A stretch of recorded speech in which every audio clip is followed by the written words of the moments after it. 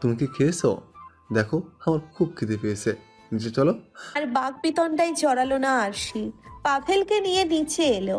ইতিমধ্যেই খেয়ে হাত ধুয়ে নিচ্ছে পরশ। আরশি কিছুটা অস্বস্তিতে পড়ল। মাথা নিচু করে রান্নাঘরে গেল জগে পানি ভরতে। পরশ হাসলো। টিস্যু দিয়ে মুখ হাত মুছতে মুছতে পাভেলের উদ্দেশ্যে বলল, দেখেছিস, বিয়ে করে ঠিক কতটা পিছিয়ে গেছিস তুই। আমার খাওয়া শেষ, আর ততক্ষণে ধরে বোর কাছে ক্ষমা টমা চেয়ে মানিয়ে নিয়ে মাত্র খেতে আসলে। ভাবতেই করোনা হচ্ছে এ নাকি আমার ভাই। পাভেল দাঁত কেলিয়ে চেয়ারে বসলো। প্লেট নিতে নিতে বলল, আমি তো তাও খেতে পারছি, কিন্তু তুমি যাকে বিয়ে করার প্ল্যান করছিস আদৌ রাতে কখনো খাবার জুটবে কিনা সেটাই সন্দেহ। ভীষণ খারাপ লাগছে ভবিষ্যৎ দিনগুলোর কথা ভেবে। ইস, বেচারা। মুহূর্তেই মুখটা থমথমে হয়ে গেল পরশের। দাঁতে দাঁত চেপে বলল, স্টুপিড, আমারটা আমি বুঝে নেব। চুপচাপ যা বলেছি সেটা কর। সকালের মধ্যে না বলে তোর খবর আছে। আরশিকে আসতে দেখেই পরশ চলে গেল। পাভেল স্বাভাবিক হয়ে খেতে আরম্ভ করলো। আরশিও খাচ্ছে। বেশ কিছুক্ষণ নীরবতার পর পাভেল আদুরে কণ্ঠে বলল, ডার্লিং। ভ্রু কুঁচকে ফেললো আরশি। খেতে খেতে বলল, এত ঢং করার প্রয়োজন নেই, সম্ভব নয়। হাসলো পাভেল, বলল, হুস, তোমার যত বাজে ইঙ্গিত। আমি বলেছিলাম আর কি শাশুড়ির নাম্বারটা লাগতো, দিয়ে যাবে মাই সুইটার। চমকালো আরশি। বাড়ির কথা মনে পড়তেই মুখ চোখ শুকিয়ে গেল মুহূর্তেই।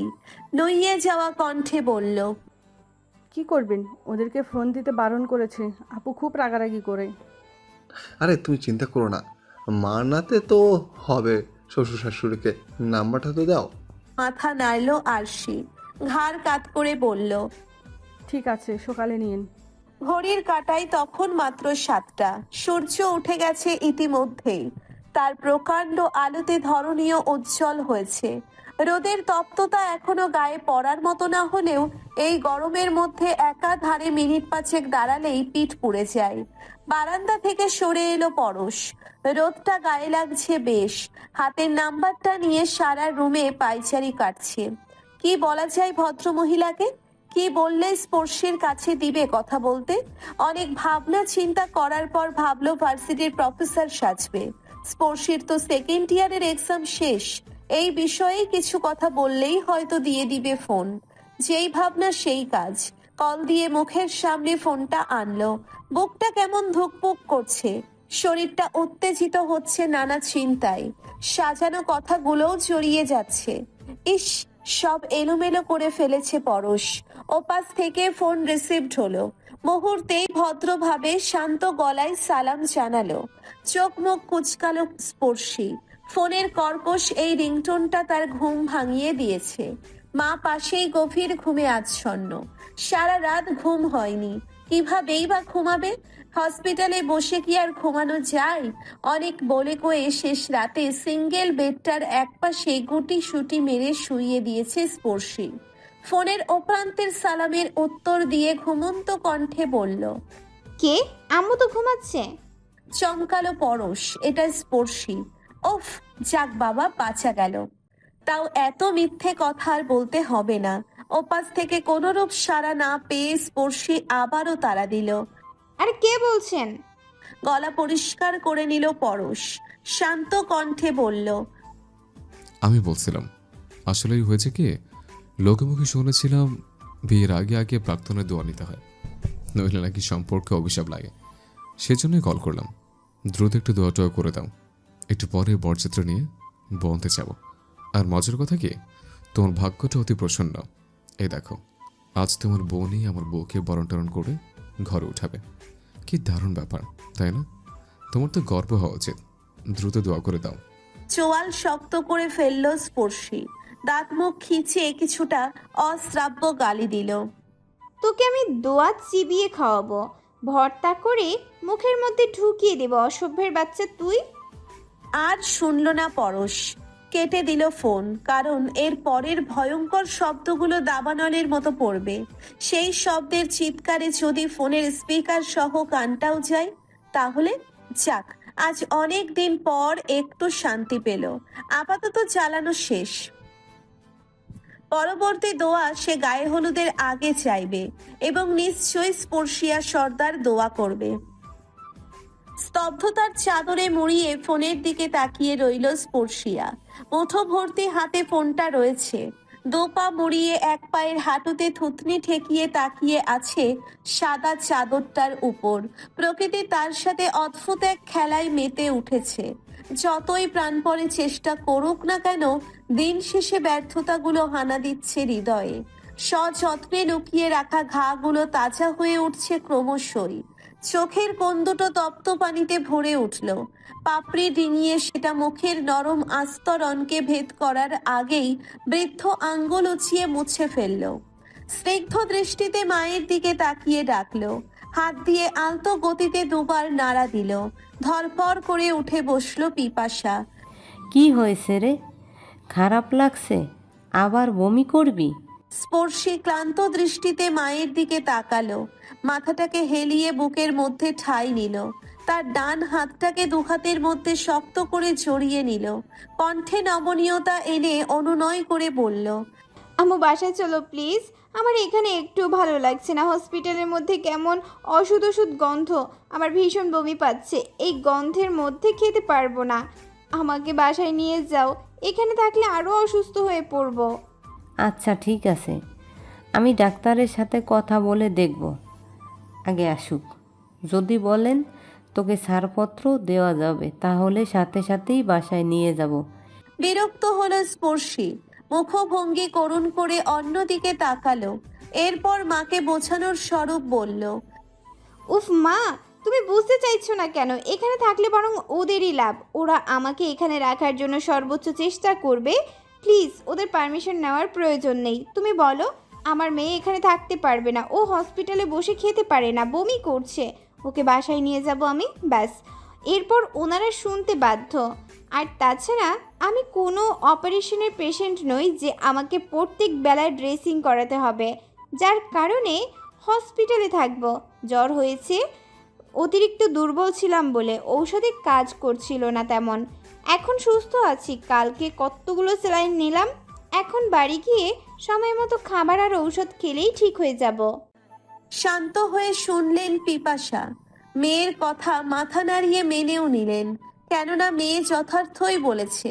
তার এই বক্তব্যে কোনো প্রকার ভুল নেই। কিন্তু সায় দিতে গিয়েও আবার বাধাপ্রাপ্ত হলেন। উৎকণ্ঠিত হয়ে বললেন, কিন্তু তোর যে জ্বর, নার্স তো কয়েক ঘন্টা পর পর এসে চেক করে যায়। ওটা কি করবে বাসায় বসে? ওহো, তুমি মোটেও কাজের না। আরে সকাল বিকাল প্রয়োজনে ফার্মেসিতে গিয়ে মেপে নিব। খুব বেশি দরকার হলে একটা থার্মোমিটার কিনেও নাও, আমি মেপে নিব। মেয়ের কথার পিঠে আর কোনো জবাব দিতে পারলেন না পিপাসা। ডাক্তারকে সবটা বলার পরই তিনি তৎক্ষণাৎ যাওয়ার অনুমতি দিলেন। হাঁপ ছেড়ে বাঁচলেন। একে তো এখানে বসে খাওয়ার সমস্যা, তার উপর ঘুম। জীবনে বেঁচে থাকার জন্য সব থেকে প্রয়োজনীয় দুটো উপকরণ হলো খাওয়া এবং ঘুম। এই দুটেই যদি বাদ যায় তাহলে তো সেটা মহা মুশকিল। একদিকে রোগী ভালো হবে, অন্যদিকে রোগীকে দেখভাল করার জন্য থাকা অভিভাবক তার থেকেও গুরুতর অসুস্থ হবে। এ যেন এক চক্র। দ্রুতই এই চক্র থেকে বের হতে যায় পিপাসা। বাড়ি গিয়ে কোনো মতে একটু খিচুড়ি রান্না করে গোসল সারবে। এরপর মেয়েকে খাইয়ে দাইয়ে সোজা ঘুম দিতে হবে। আমি আমজাদ শিকদারের সাথে কথা বলতে চাই, ওনাকে ডাকুন।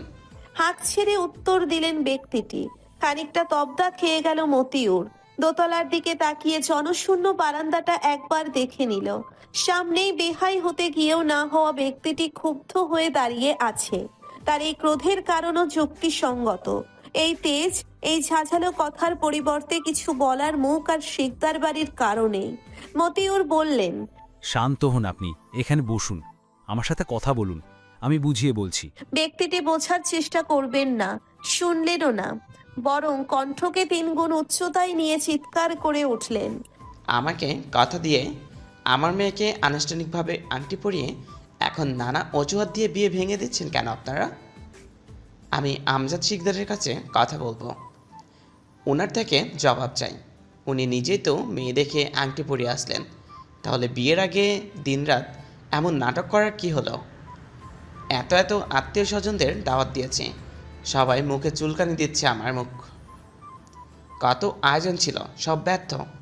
দরজা খুলে রুম থেকে বেরিয়ে এলেন আমজাদ। ত্রস্ত পায়ে গম্ভীর মুখশ্রী নিয়ে এগিয়ে এলেন সোফার দিকে। রাজকীয় ভঙ্গিতে সেখানে বসে ইশারায় তারিনের বাবাকে বসতে বললেন, কিন্তু তিনি বসলেন না, বরং ক্রোধকে সর্বোচ্চ তুলে ঘৃণা ভরা চোখে তাকালেন। আমজাদ কণ্ঠে শীতলতা আনলেন, বললেন, ঘটনাটার জন্য আমি সত্যি অনুতপ্ত। এরকমটা হওয়ার কোনো সম্ভাবনাই ছিল না, কল্পনাও করিনি কখনো। কিন্তু ওই যে ভাগ্যে ছিল, আপনারও আর আমারও। সেই সন্ধ্যা থেকে অতিথিদের ফোন দিয়ে ফিরিয়ে দিতে হয়েছে, আয়োজনও সব করা ছিল। কিন্তু যাই হোক, আমি এ বিষয়ে আর কথাই বলতে চাইছি না, যথেষ্ট শিক্ষা হয়েছে। লোকটি ফুঁসে উঠলেন, বললেন, 3-3টা গরু বিয়ে উপলক্ষে কেনা হয়েছে। ডেকোরেশন থেকে শুরু করে যাবতীয় বাজারও অগ্রিম টাকা দিয়ে অর্ডার করা ছিল। লাখ লাখ টাকা ক্ষতি হয়েছে, এগুলো ক্ষতিপূরণ কে দিবে? আমি মানহানির মামলা করব আপনাদের নামে। দুঃখিত আঙ্কেল, থানা থেকে গতকালই আমাদেরকে কনফার্ম করা হয়েছে তারা আপনাদের মামলা নেবে না। চমকে তাকালো উপস্থিত সবাই। পাভেল সিঁড়ির কোনায় হেলান দিয়ে আপেল খাচ্ছে। তারিনের বাবা ক্ষেপে গেল, ক্রোধ নিয়ে বলল। ক্ষমতা দেখাচ্ছ? চকিতে তাকালো পাভেল, চমৎকার ভাবে হেসে বলল, আরে হ্যাঁ, ঠিক ধরতে পেরেছেন আপনি। এত বড় একজন এমপি, অথচ একটু একটু দু এক জায়গায় ক্ষমতা না দেখালে কি চলে বলেন? অনেক অনুনয় বিনয় করা হয়ে গেছে, এবার সোজা হিসাব, ক্ষতিপূরণ নিয়ে চুপচাপ মেয়ের বিয়ে অন্য কোথাও দিয়ে দিন। আর তা না করে যদি এক পা বেশি হাঁটতে যান তাহলে সেটাও পাবেন না। আফসোস, বুদ্ধিমানের জন্য ঈশ্বরই যথেষ্ট, বুঝলেন?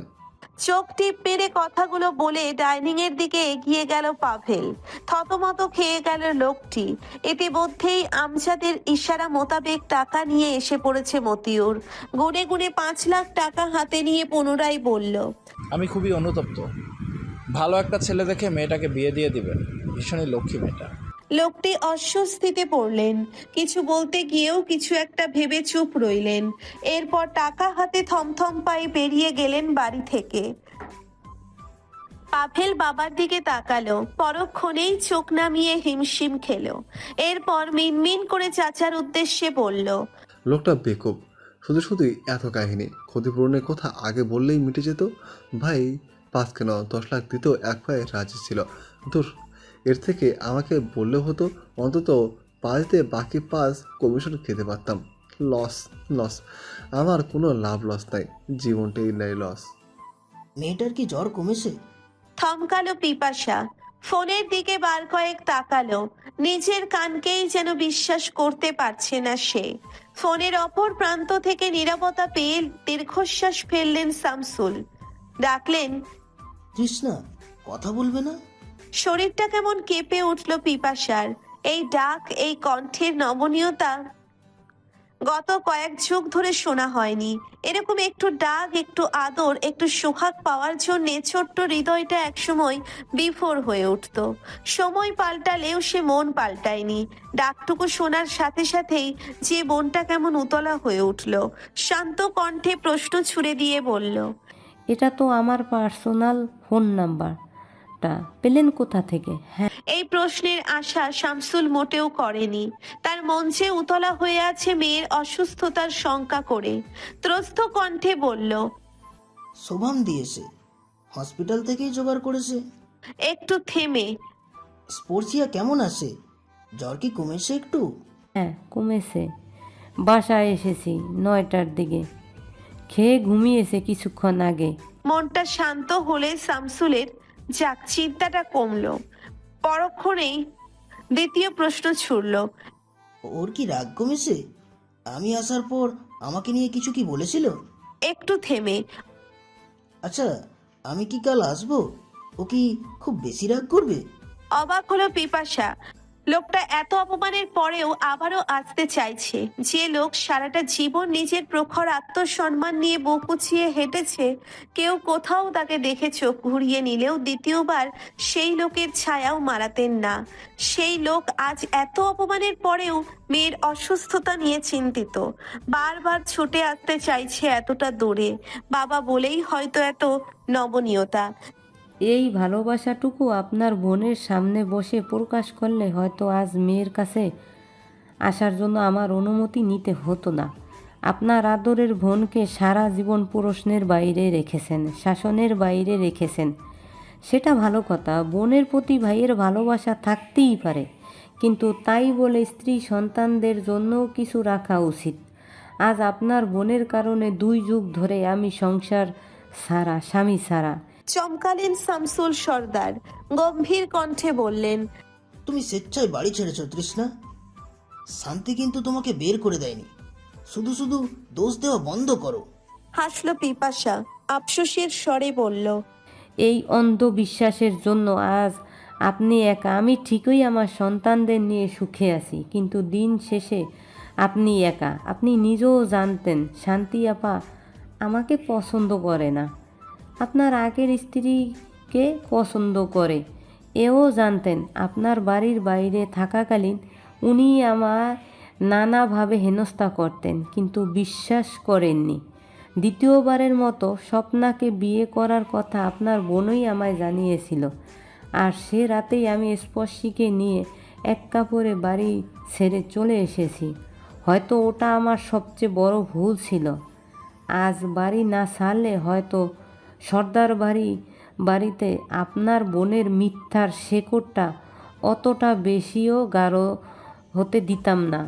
যাই হোক, আপনার এইখানে না আসাই ভালো। আমার মেয়ের এক কথা, আপনার বোন নিজে এসে ক্ষমা চাইলেই সে সর্দার বাড়িতে পা রাখবে, নইলে রাখছি, আর ফোন দিবেন না। বলেই কেটে দিল। বিতৃষ্ণায় মুখ তেতো হয়ে গেল। লোকটা আজও নিজের বোনকে অন্ধবিশ্বাস করে। তার সম্পর্কে যাবতীয় কথা তার মিথ্যে ভিত্তিহীন মনে হয়। আফসোস। মাথা থেকে সমস্ত চিন্তা ঝেড়ে ফেলল পিপাসা। ফোনটাকে দূরত্ব রেখে পুনরায় স্পর্শীর পাশে শুয়ে পড়ল। বিকেল প্রায় 4টা। হাই তুলে বিছানা থেকে উঠে বসলো স্পর্শী। যথেষ্ট ঘুম হয়েছে, হয়তো ওষুধের প্রভাবেই এই ঘুম, তবে এটা শরীরের জন্য অত্যন্ত উপকারী। যাবতীয় সব দুশ্চিন্তা থেকে মুক্তি পাওয়া যায়। এখন থেকে প্রতিদিন 10 ঘন্টা প্লাস ঘুমাবে স্পর্শী। মনে মনে পাকাপাকি ভাবে ঠিক করে নিল স্পর্শী। পরক্ষণেই চমকে গেল। কার থেকে পালাবে সে? কেন পালাবে? কে এই লোক? লোকের দরকার নেই ঘুমের। এমন কোনো ইম্পর্টেন্ট ব্যক্তি তার জীবনে নেই যার কারণে ঘুমিয়ে ঘুমিয়ে পালাতে হবে। জীবনের এই সামান্য হোঁচট নিমেষেই সামলাতে পারবে স্পর্শী। ভাবতে ভাবতেই টাইম দেখতেই ফোনের দিকে হাত বাড়ালো। 4টে বেজে গেছে। এর মধ্যে নিশ্চয়ই গায়ে হলুদ শেষ। হয়তো ফোন দিয়েছিল কিন্তু তাকে পায়নি। এটা জম্পেস্ট কাজ করেছে স্পর্শিয়া, কিন্তু কল লিস্টে ঢুকে হতাশ হলো। কেউই ফোন দেয়নি। বেশ কিছু মেসেজের নোটিফিকেশন চোখে আসতেই সেখানে ক্লিক করলো। সবগুলো সিম কোম্পানির, কিন্তু এর মধ্যে চতুর্থ মেসেজটা একটা আননোন নাম্বার থেকে এসেছে। মেসেজটা পড়তেই গা জ্বলে উঠল। গুটি গুটি অক্ষরে লেখা, আচ্ছা, তুমি কি বলতে পারো গায়ে হলুদে কেন জামাইয়ের গায়ে ছোঁয়ানো হলুদ বউকে দেওয়া হয়? নিশ্চয়ই এতে ভালোবাসা বাড়ে, স্বামী স্ত্রীর মধ্যে মিল মোহাম্মদ ভালো হয়। একটা কাজ কিন্তু ভালোই হয়েছে। এই দেখো, তোমার সাথে বিয়ে হলে আমার গালে ছোঁয়ানো হলুদ কেন? আমার চোখ, মুখ, নাক, কান, হাত, পা, এমনকি সারা শরীরে ছোঁয়ানো হলুদ তোমাকে মাখালেও মিল মোহাম্মত হতো না, বরং ফাইটিং হতো। তবে এদিক থেকে আমার হতে চাও বউ ভীষণ ভদ্র, সভ্য, সুন্দর আর লজ্জাপতি। এক কথায় অমায়িক। দোয়া করো যেন বছর খানেকের মধ্যে তোমার বোনকে কাকি ডাক শোনাতে পারি। মনে করে দোয়াটা অবশ্যই করো কিন্তু। আমাকে মনে হয় সবাই ভুলে গেছে। চমকে তাকালো পাভেল। আর সে বিছানায় হেলান দিয়ে বসে আছে, মুখ চোখ জুড়ে উদাসীনতার ছোঁয়া। এক দৃষ্টিতে বারান্দার দিকে তাকিয়ে কথাটা বলল। সেখানকার দরজাটা পুরোপুরি খোলা, ফলস্বরূপ এখান থেকেই বাইরের আকাশের সৌন্দর্য দেখা যাচ্ছে। আরে না, ভুলে যাবে কেন? রাগ করে আছে, যার কারণে ফোন দিতে বারণ করেছে। দীর্ঘশ্বাস ফেললো আরশি। চোখটা টলমলো করছে। তপ্ত পানিগুলো আবারও হানা দিয়েছে চোখের কার্নিশে। কণ্ঠটা কেমন কেঁপে উঠল, যেন গলা দিয়ে কথা বের হতে চাইছে না। বহু কষ্টে কান্নাটাকে আটকে বলল, না, রাগ করেনি, ভুলে গেছে। অবশ্য আমি যা করেছি তাতে ভুলে যাওয়ারই কথা। কিন্তু তাও কেমন একটা অদ্ভুত ব্যাপার। এই যে আপনিও তো পালালেন আমার সাথে, কই আপনার ফ্যামিলি তো মেনে নিল, তাহলে ওরা কেন আমাকে মেনে নিতে পারলো না? নিশ্চয়ই এতক্ষণে শুনেছে আমি ফিরোজপুর এসেছি, এর মধ্যে একবারও আমার কথা মনে করলো না, দেখতেও আসলো না। আপু তো কোথায় বলবে না, ফোন দিতে বারণ করে দিয়েছে। পাভেল উঠে গিয়ে আরশির পাশে বসলো, দুহাত দিয়ে দুগাল জড়িয়ে ধরে বলল, বোকামে, তারা তোমাকে দেখতে আসবে কেন? এই যেমন আমি যেচে বাড়ি উঠেছি, সেরকমভাবে তোমার ওই বাড়িতে যাওয়া উচিত। এরপর ওদের রাগ ভাঙানো উচিত, নইলে কি ওরা সেদে সেদে তোমাকে দেখতে আসবে? আপনি যাবেন আমার সাথে? আমার ভীষণ ভয় করে। আসলে শোভম ভাই ভীষণ রুড, আমার ভয় লাগে ওনার সাথে কথা বলতে। আর তাছাড়া আব্বু অনেক রাগী, যদি থাপ্পড় মেরে দেয়। হাসলো পাভেল, বলল, একটা থাপ্পড় হজম করার ক্ষমতা না থাকলে ও বাড়িতে যাওয়ার দরকার নেই। আর গেলেও এখন না, আরও কটা মাস যাক, ওদেরও রাগটা কমুক, তারপর না হয় আমি নিয়ে যাব তোমায়। মন খারাপ করার কোনো দরকার নেই, সব ঠিক হয়ে যাবে। রাতের দ্বিতীয় প্রহরের সূচনা লগ্ন, চারদিকে অন্ধকারাচ্ছন্ন। রুমের এক কোণে উত্তাল হয়ে বসে আছে পরশ। ঘড়ির কাঁটায় তখন 10টা। সে অপেক্ষা করছে সময়ের। এই তো আর মিনিট খানেকের মধ্যেই সেই কাঙ্ক্ষিত লগ্ন, যে সময়টাতে স্পর্শিয়া সর্দার জ্বলে পুড়ে খাক হবে। সারা রুম জুড়ে পাইচারি করতে করতে সাজিয়ে নিল জ্বালাময়ী কথাগুলো। এরপর ফোন হাতে এগিয়ে এলো ব্যালকনির দিকে। আজ পূর্ণিমা, চাঁদটা নিজের সমস্ত সৌন্দর্যকে বহিঃপ্রকাশ করে মাতোয়ারা করতে চাইছে, কিন্তু এই সৌন্দর্য টানতে পারল না পরশকে। এ যেন হার মানল তার প্রেয়সীর রূপের সামনে। সত্যিই তো রূপবতী স্পর্শিয়া অত্যাধিক মাত্রায় সুন্দরী। ঘন মেঘের ন্যায় কালো কেশি, হাঁটু অবধি চুল, সারা মুখশ্রী জুড়ে মায়া এত কম নয়। ভাবনার মধ্যে সিম চেঞ্জ করে শেষ করে ফেললো, কেননা দুপুরের দিকে যেই মেসেজ দেওয়া হয়েছে তাতে যে এই নাম্বারটাকে এখনো স্পর্শিয়া সর্দার আস্ত রাখবে, এটা সম্পূর্ণ অবাস্তব। এমনকি তার ওই নাম্বারটা বন্ধ থাকাও অসভ্যের কিছু না। আবার হতেও পারে মায়ের ফোন দেওয়ার সুবাদে গুরুত্বপূর্ণ কলের আশায় সিমটাকে অনই রেখেছে। রিং পড়ছে অনবরত, 3 বারের সময়ও রিসিভড হলো কল। ওপাশ থেকে এক ভদ্র মহিলার আওয়াজ এলো। তিনি সালাম দিয়ে বললেন, কে আপনি? থমকে গেল পরশ। গুরু গম্ভীর কণ্ঠটা সম্পূর্ণরূপে স্পর্শিয়ার মাকে ইঙ্গিত করছে। ইস, ফোনটা তাহলে মায়ের হাতে দিয়ে দিয়েছে। উত্তেজনায় কণ্ঠ কাঁপছে, কান থেকে তড়িৎ গতিতে ফোনটা নামিয়ে সামনে রাখলো। খানিকটা দম নিয়ে নিজেকে সংযত করলো, বলল, ওয়ালাইকুম আসসালাম আন্টি, আমি স্পোর্টসের ভার্সিটির ফ্রেন্ড। ওর ফোনটা বন্ধ, একটু দেওয়া যাবে ওকে? খুবই ইম্পর্টেন্ট কথা ছিল, জাস্ট 5 মিনিটস। আচ্ছা, একটু ওয়েট করো, দিচ্ছি। তোমার নাম কি? বিপাকে পড়লো পরশ। কি নাম বলবে সে? আর নাম জিজ্ঞেস করছে কেন? সে কি আদেও তাকে সন্দেহ করছে? জি, আমার নাম। বলার আগেই ওপাশ থেকে পিপাসা বলল, নাও কথা বলো। ভ্রু কুচকে ফেললো স্পর্শী। উনি ভ্রু উঁচিয়ে মায়ের উদ্দেশ্যে বলল, কে ফোন করেছে? কথা বলে দেখো। বলেই রুম থেকে বেরিয়ে গেল পিপাসা।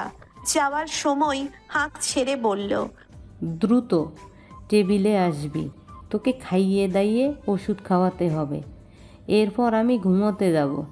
ফোন কানে ধরে নিশ্চুপ হয়ে বসে রইল। কেমন একটা গাঢ় সন্দেহ হচ্ছে। ওপাশ থেকেও কোনো সারা শব্দ আসছে না। হয়তো বিপরীত পাশের ব্যক্তি থম মেরে রয়েছে। স্পর্শী সতর্ক হলো, শান্ত গলায় বলল, কে বলছেন? খুব করে কেশে উঠল পরশ, গলা ছেড়ে বলল, আর কিছুক্ষণ পরে তো পাশের ঘরে ঢুকছে, ভাবলাম এবার কথা বলেই নি তোমার সাথে। কি করছো? চোয়াল শক্ত হয়ে গেল স্পর্শীর। দাঁতে দাঁত চেপে বলল, আমি পৃথিবীর সব থেকে নির্লজ্জ ব্যক্তিটাকে এতটা কাছ থেকে দেখেছি, ভাবতেই গর্বে বুক ফুলে যাচ্ছে। সিরিয়াসলি, আপনার বউয়ের জন্য আমার খুব আফসোস হচ্ছে। আশেপাশে কি আছে সেই বেচারি? থাকলে একটু দিন, আমি তাকে কিছু পরামর্শ দিতাম। বোন, তোর জামাইরে একটু বেশি ভালোবাসিস। বেচারা এখনও আমাকে ভুলতে পারিনি। দিনে রাতে সারাক্ষণ ফোন মেসেজ দিতেই থাকে। এই, আপনার কি মনে হয় এসব থার্ড ক্লাস মার্কা কথাবার্তায় আমি জেলাস হই? মোটেও না, বরং আমি উপভোগ করি। জীবনে একটু আধটু বিনোদনের প্রয়োজন হয়, ব্যাস সেটাই ফ্রিতে পাচ্ছি আপনার থেকে। ইডিয়েট, লজ্জা থাকলে আর আমার কাছে ফোন দিবেন না। ঠোঁট দুটো গোল করে নিঃশ্বাস নিল পরশ। বেশ কিছুক্ষণ নীরব থেকে বলল। তা বিয়েটা কবে করছো? থমকে গেল স্পর্শী। পরক্ষণেই মনে পড়ল রাহুলের কথা। তেজি কণ্ঠে বলল। বেঁচে থাকলে করে নিব। আমার বিয়ে নিয়ে আপনার এত উতলা হওয়ার কোনো দরকার নেই। নিজে বিয়ে শাদী করেছেন, এবার ঘর সংসার করুন। রাখছি। দীর্ঘশ্বাস ছাড়ল পরশ। সে মোটেই এই ধরনের রিয়াকশন আশা করেনি। ভেবেছিল বাসর শুনে একটু হলেও তার কণ্ঠে হতাশা থাকবে, ব্যর্থতা থাকবে, কণ্ঠ কাঁপবে। অথচ কতটা সহজেই বলে দিল ঘর সংসার করতে, তাও অন্য আর একটা নারীর সাথে। আচ্ছা, অন্য কারোর সাথে এত সহজে ঘর সংসার করা কি সত্যিই যায় প্রিয় মানুষটাকে ভুলে? হয়তো চাই। কণ্ঠে ব্যর্থতা এনে বলল। হ্যাঁ, অবশ্যই। ও তো রুমে একা আছে, আমার এখন যাওয়া উচিত। রাখছি, বাই। ফোনটা কেটে গেল, কিন্তু কান থেকে আর নামালো না। বাসর? হ্যাঁ, আজ তার বাসর, তাও অন্য কোনো নারীর সাথে। এই প্রশস্ত বুকটাতে কেউ আজ লজ্জায় লুকাবে, ওই সদ্য শেভ করা গালটাতে আজ কেউ চুমু খাবে, খোঁচা খোঁচা দাড়ির ওই অংশ বিশেষ অন্য কাউকে শিহরিত করবে, সারা শরীরটা জুড়ে লেপ্টে থাকবে। উফ, কলিজাটা কেমন খণ্ড বিখণ্ড হয়ে যাচ্ছে। চোখের কার্নিশ ভেঙে অশ্রুর ধারা পড়ছে গাল বেয়ে। ঠোঁট দুটো ক্রমশ কাঁপছে। কি অদ্ভুত! প্রেম নয়, হয়েছে শুধু ঝগড়া।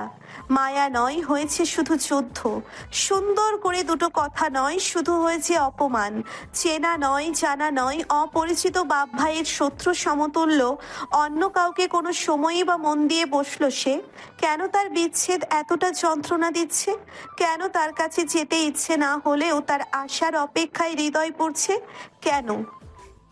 আরশি, কই তুমি? চমকে উঠল আরশি। প্রেমা নিজেও চমকে গেছে। হুট করেই এমন চিৎকারে সাময়িকভাবে অবাক হয়েছে দুজনেই। লুডুর কোর্ট ওভাবেই ফেলে ছুটে গেল রুমের বাইরে। পাভেল দ্রুত পায়ে সিঁড়ি বেয়ে উপরে উঠছে। শুনেছ তো তুমি? ঘাবড়ে গেল আরশি। কাপা কাপা কণ্ঠে বলল। কি শুনবো? হুঁশে ফিরল পাভেল। আরশির শুরুতেই এমন ঘাবড়ানো অবস্থা দেখে নিজেকে সামলে নিল। এরপর ধীর কণ্ঠে বলল। একটু পানি দাও তো। থমকে গিয়ে পাভেলের দিকে তাকিয়েও আবারও টেবিলের দিকে এগিয়ে গেল। ভয়েরা জেঁকে ধরেছে প্রবল ভাবে। পাভেল সোফায় বসলো, পাশেই প্রেমা বসেছে। হুট করে এমন হাঁক ছেড়ে ডাকাই পরশ বেরিয়ে এলো রুম থেকে। গম্ভীর কণ্ঠে বলল। মলিন চোখে তাকালো পাভেল, বলল। শামসুল সর্দার হার্ট অ্যাটাক করেছে ভাই, অবস্থা অনেক খারাপ। বাঁচে কিনা সন্দেহ। ওরা বরিশাল নিয়ে গেছে, ওখান থেকে নাকি ফেরত দিয়ে দিয়েছে, এখন ঢাকার উদ্দেশ্যে রওনা দিছে। থমকে গেল আরশি। গ্লাসে অর্ধেক পানি সবে ভরেছে। হাতটা যেন অসাড় হয়ে গেল। পুরো শরীরটা কাঁপছে। মস্তিষ্ক সব ধরনের রেসপন্স করা বন্ধ করে দিয়েছে। ডুকরে কেঁদে উঠল। পাভেল চমকালো, ছুটে এলো আরশির কাছে। কিন্তু তার আগেই দিশেহারা হয়ে গেল আরশি। চিৎকার করে উঠল, কান্নারত কণ্ঠে অনবরত বলতে লাগলো। আমি আব্বুর কাছে যাব, আমাকে নিয়ে যান। হ্যাঁ, নিয়ে যাবো তো।